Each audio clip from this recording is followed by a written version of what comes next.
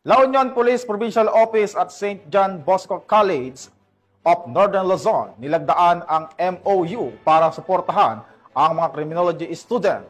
Ibabalitayan ni Police Corporal J.R. Del Mendo.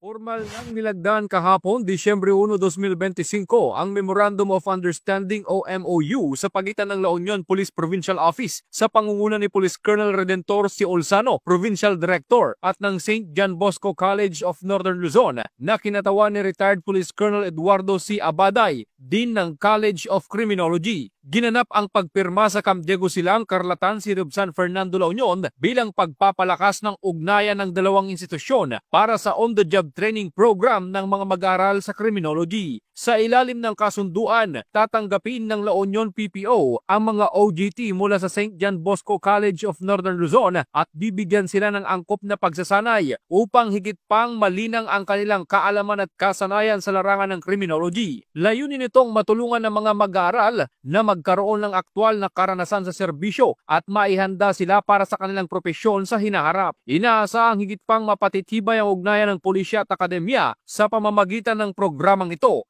bilang suporta sa paghubog ng susunod na henerasyon ng mga tagapagpatupad ng batas. Mula dito sa Ilocos Region, ito ang inyong PNN Correspondent, Police Corporal J.R. Del Mendo, alagad ng batas, tagataguyod ng Balitang Pulis.